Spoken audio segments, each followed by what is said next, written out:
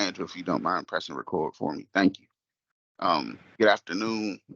Welcome to the community meeting for the application for site plan 476 for semi-detached dwelling um, located at 1129 North Utah Street.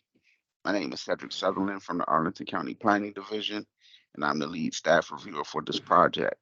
The purpose of this meeting is to provide a forum for the community to get a better understanding of the application and provide feedback on the proposal. And in a little bit, Timmy Peterson will explain why we're choosing this process in lieu of the standard SPRC process for a site plan project. And before we begin, I would like to cover a few items to orient everyone to the virtual environment. Today's meeting is available to stream from the county website via the Microsoft Teams link. There's also a dial-in phone option for those who wish to use it. If you lose internet connectivity during today's meeting, please reconnect with us by phone. Please keep your audio turned off and mic muted until you are called on. These tools are located as icons on your toolbar. If you do not see the toolbar, try tapping on or clicking on the center of the screen and it will pop up. All public comments must be shared verbally for the record. And when called upon to speak, you must unmute yourself by clicking on the microphone icon. Staff does not have the ability to unmute you. If you are dialing in by phone, press *6 to unmute.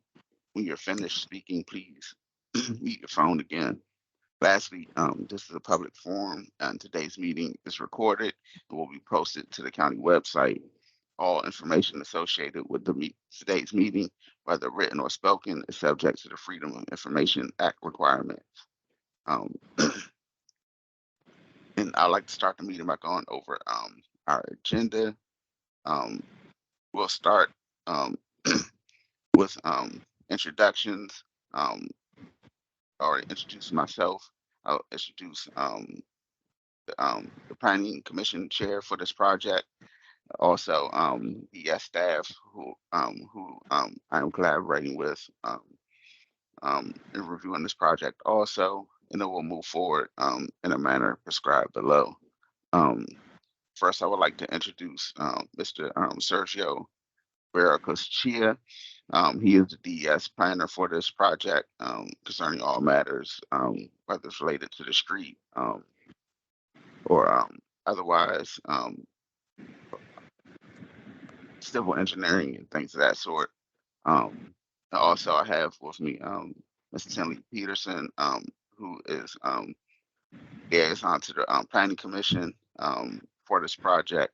And Tinley, can you please express your position and why you're here and why we're going with this process in lieu of the standard SPRC process? Sure. Thank you, Cedric. As Cedric said, I'm Tinley Peterson from the Planning Commission. I'm also the chair of the Site Plan Review Committee, which is a subcommittee of the Planning Commission. So today's Lunch and Learn meeting is about a townhouse project in your neighborhood. We are foregoing a full SPRC process due to the size of this project. As many of you know, a full SPRC process can take 6 to 12 months or even longer. And this project is not different from a lot of other projects in the county that are built by right. So we thought an abbreviated process would be appropriate. However, we do want to make sure all of the neighbors in the area have the opportunity to learn about the project and provide feedback, which is why we're doing today's Lunch and Learn. This meeting is to gather feedback and is a chance for you all to meet the applicant. Please ask questions and share your thoughts. After hearing your feedback, staff and the applicant will work together to finalize the project.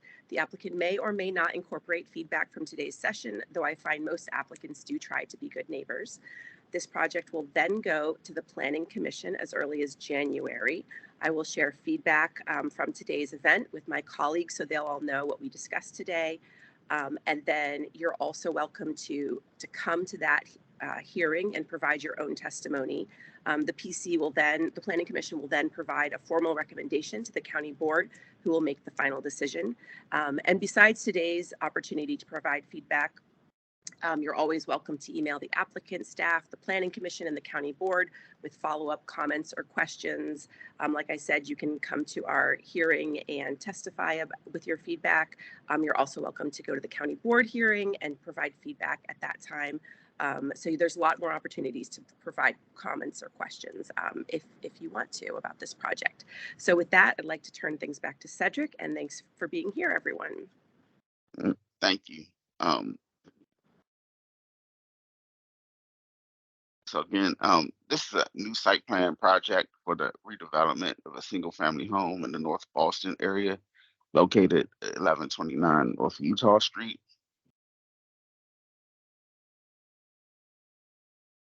The applicant is proposing to raise the existing single family home and construct a new semi-detached dwelling building up to 4 stories with rear garages off of the alley, modifications, including modifications of the zoning standards, include front setback, side yard setback, and as well as encroachment of AC units. Um, Jim, I see you have your hand raised.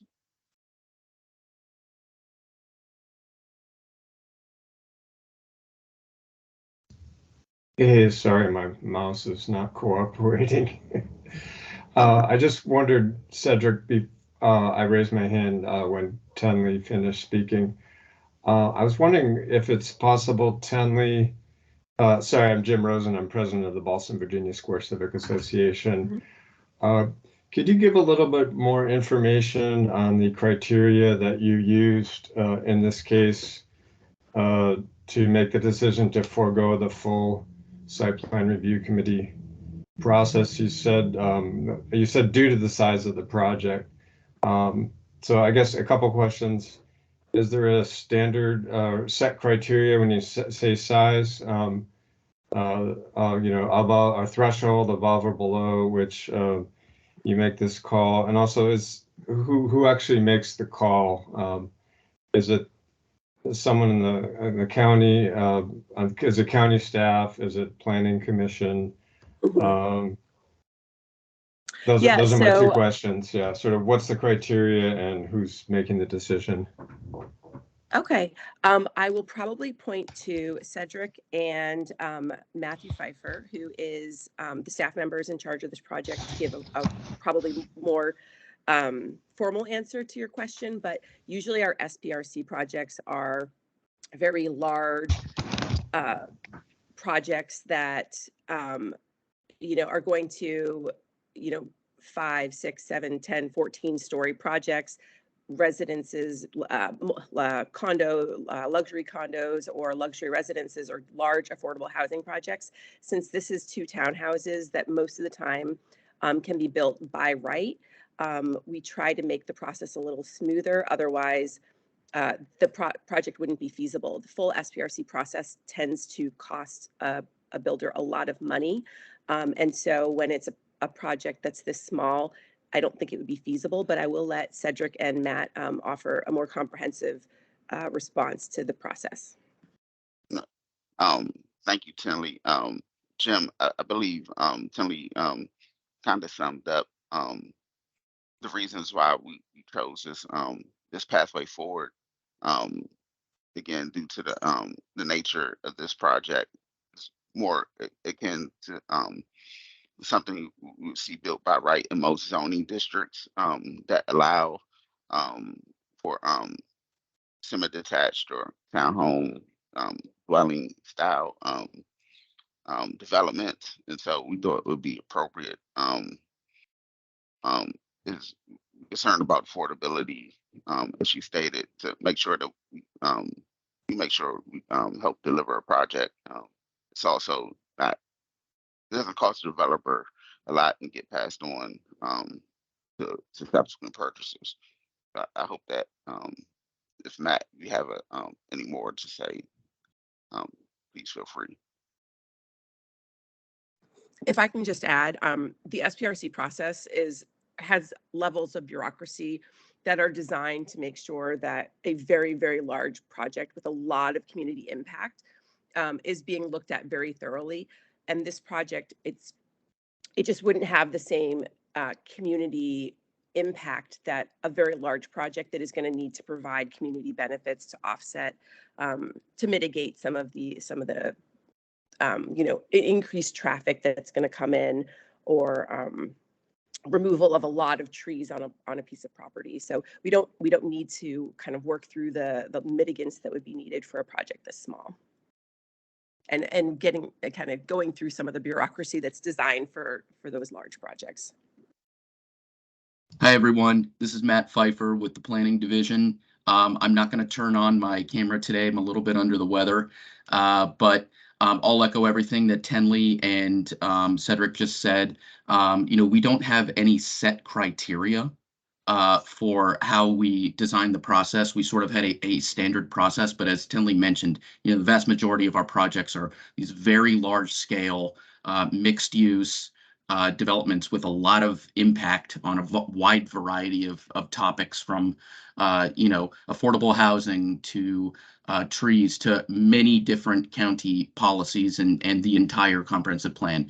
In this case, we do have the ability to mold our process to fit the project. So for these smaller scale projects, we think that a more targeted outreach process is more appropriate, as the suite of issues maybe aren't as large as, let's say a Penn Place. So thank you, everyone.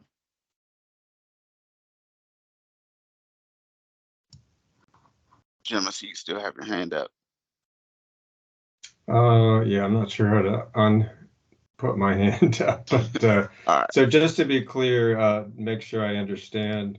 So there is no stated criteria for deciding whether or not to implement a full SPRC process. Is that correct, Matt? That's right.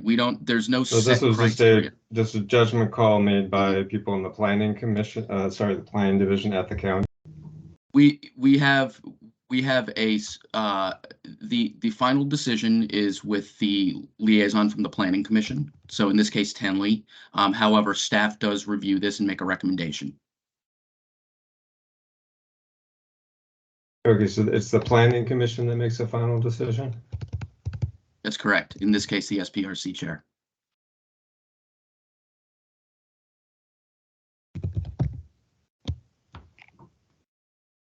Okay, thank you. Yeah, I think that yeah, I don't want to get too much in the way of the presentation, but just want to say on behalf of the Civic Association that there's some concern about how this decision was made and why it was made for this particular project, and that, independent of what we might think about the project, and it, as you're going to present in this community, some more process questions. And I think we'll be following up with more communications and contact with folks on the Planning Commission and the county planning staff. Thank you, Jim. Yes, definitely send me a note, send my colleagues a note, and just wanted to add that there's definitely precedence for doing a process like this for a project of this size, but we're happy to receive your feedback. Thank you. Thank you. So move forward with the presentation. Again, the project is located at 1129 North Utah Street, just south of Washington Boulevard. The applicant is proposing a 4-story semi-detached residential building with rear garages. Modifications of the zoning ordinance include setbacks for the front yard, side yard, and placement of AC units. The existing conditions of the site include, again, a single detached dwelling on the 600 square foot lot with alley access to parking. Here's the site layout showing the existing and the proposed structures on the site. The zoning is R1530, and there's no proposed changes to the zoning. The special exception for this zoning district allows for a semi-detached dwelling according to the standards. The general land use plan designates this area is low, medium residential with up to with zoning consistent with the GLUP designation. In the plan and policy guidance, this area is within the Boston sector plan.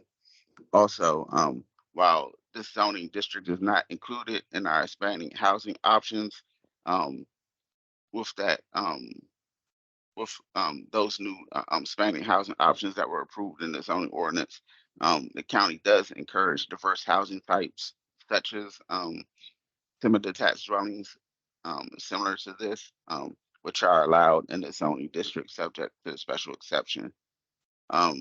This concludes staff's presentation. Now we'll turn it over to the applicant.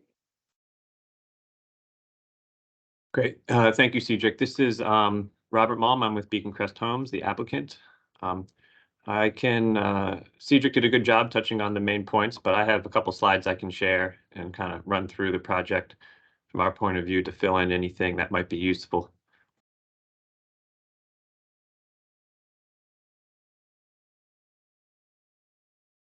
All right, here is the area map, which we can gloss over because I think everyone present have a pretty good idea of where this site is located. Here's the aerial. You can see the surrounding uses are primarily attached housing forms, low-rise apartments, other townhomes, and semi-detached. It should be noted when we initiated this project, which I believe was summer of 2022, we did meet with zoning then to kick off this process and to confirm what we believed was the best use allowed in the zoning ordinance. And while this is R15-30T, which is a townhouse zone, the only by right use allowed is a single family. While that might have been a viable business opportunity at that point, we thought because of the site's proximity to Ballston and how walkable it is to so many amenities, the property deserves something more. And that something more is 2 semi-detached units. We looked at the other uses also, and we determined, which at the time was confirmed by zoning or planning, that 2 semi-detached uses was the only other use that this site could accommodate due to size and other dimensional standards. However, it was via special exception. And that's what kicked off this process back in summer of 22. Here's the existing conditions survey. You can see it's currently improved by 1 single-family dwelling with about a 25-foot driveway loaded from the rear alley. Its underlying lot arrangement is it's actually already 2 lots. It's lots 56 and 57. So this one house straddles the current lot line. So there's actually no subdivision proposed with this process. The lots already exist and the property line is where it needs to be. Here's our proposed site layout. So you can see we're proposing 2 semi-detached dwellings and detached garages in the rear, both 2 cars each, which are alley loaded. The zoning tabulations are along the right-hand side. Cedric touched on these already, so I won't bore you with the zoning, but we are the setbacks, but we are asking for modifications on the front and the sides.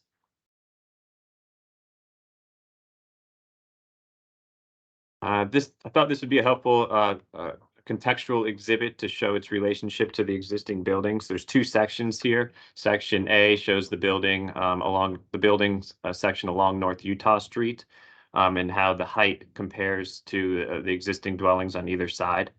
And section B goes across the streets, our detached garages, which are proposed, and then the which I believe might be the only other 2 lone single-family dwellings are across the street from this.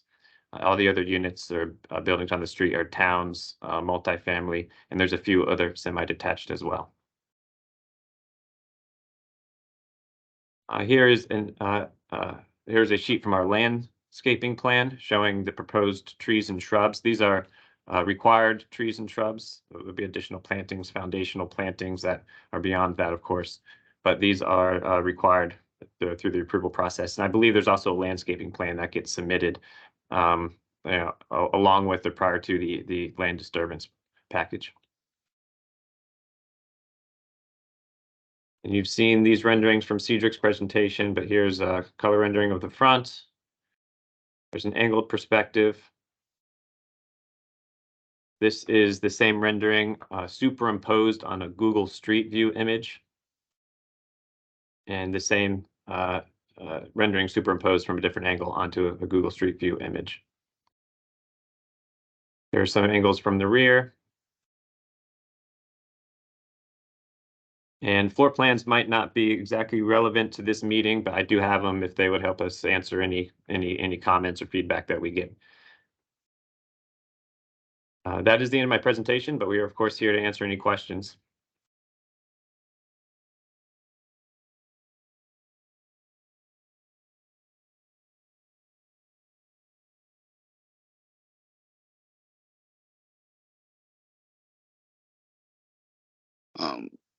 Looks like the only member from the public that we have here is Jim from Civic Association. Jim, I just see you raised your hand. So if you would like to ask anything of staff or the applicant. Yeah, hey, thanks, Cedric, and thanks, Robert, correct? Yes. For the presentation. To pick out your name from the list there. We had a question from one of our members about the street curb. I'm sorry, I wasn't able to take a look at the plans myself in detail. But the request was that the street curb be moved to match the curb line on either side of the property so that street trees could be planted in the widened planting strip. Is that Sure. something that you guys have taken into account? Sure. Well, we've looked at that, and one of the first things we noticed is that the street curb does jog in at this particular spot on the street, and I think only this particular spot on the street, very intentional. While we have no problem doing that, we met with the fire marshal, and they informed us that the reason that curb jogs in is so fire trucks can make their turning movements into the entrance to the townhome development across the street. So when that development was built, I'm not sure when, that curb was bumped inward or outward from the center line of the street, specifically to allow that turning movement to happen. So we're not going to be able to move that curb per the fire marshal. Okay, understood. Thank you. And then we had a second question about the existing wood fences and what the was the plan on either side of the property to the north and south. Is there a plan for those fences to be replaced? Right now, we wouldn't have made a decision like that. I'm looking at these, assuming the fence line is accurate from the survey. It looks like they're just off our property. At least the one on this left-hand side. The one on the right-hand side might dance along the property line. So it's always, hard to say who owns the fence. I will tell you right now, we have no problem, fixing up, sprucing up, or even replacing the fence, but that's not something that we can commit to right now. I'm not sure if we own the fence. Yeah, I think the specific concern was around the possibility of replacing those existing wood fences with brick walls to better screen the sound of the air conditioning units that you plan to put in on the side, I believe. Yeah, I understand the question. Well, I'm not sure if we're going to be replacing the fences, although I'm not ruling it out. The AC units is kind of a separate. They are screened, so that we'll have some sort of screening in front of them. That's a requirement when the units sit over our building setback, which is fairly typical, whether the setback's 8 or reduced, as in this situation. So there will be some screening.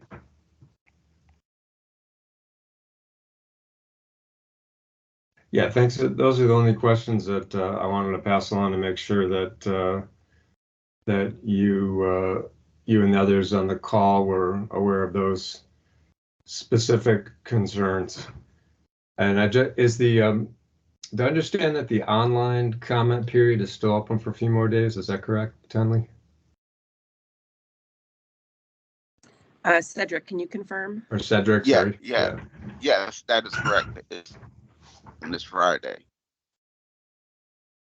Okay, up until this Friday. Thanks. Yeah, I have Andrew on the line, who is our communications liaison. Andrew, can you let us know if it closes at 11:59 p.m.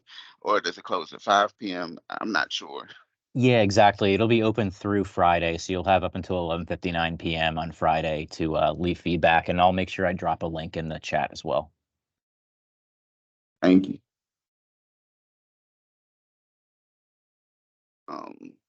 If I see no more questions, we can conclude this meeting. Sorry, Cedric, can I I just just jump in had one more briefly? question. Oh, Yeah, Well, Cedric, Jim, I just wanted to say my email is tenley.arlington@gmail.com. So please feel free to email me with your concerns. If you feel like there wasn't feedback that should have been given that wasn't because of this process, I'm very eager to hear about it. There is the online comment period, and we did have today's meeting. So if it was the full process, there probably would have just been one additional feedback period. So I think we've got the appropriate setup today, but I'd love to hear your feedback. And again, that's tenley.arlington@gmail.com. yes, and Matt placed the email in the chat as well. yeah, And thanks. also, I had a kind of a thank you for that, Tenley. And yeah, as I mentioned, you will be hearing from us. So just want to put you on notice in a more formal sort of way through a letter or something. It is a bit concerning to me that there aren't any other members of the public or any of the buildings across the street or next door on the call today. And just sort of thinking out loud, wondering about what that says about the process involved and in terms of letting people know. I know Cedric, when we first spoke a couple months ago, that you were trying to get a hold of some of the buildings nearby, but yeah, it just raises. It's more of a comment than a question about how good a job we've tried to do today to get folk, the more immediately impacted folks on the call. Yeah, I totally hear you. I'll say anecdotally that a lot of times we don't get a lot of participation from buildings. Even when we do the really big projects, we'll send invitations and folks don't show up.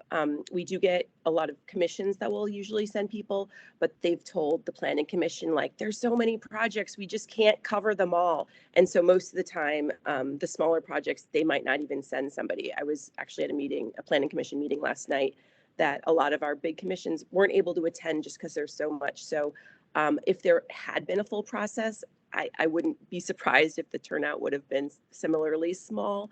But I still hear what you're saying, and I want to make sure we're serving the needs of the community.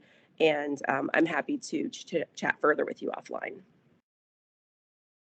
thank you. Yeah, And, thanks. That's all I want to say. Thanks.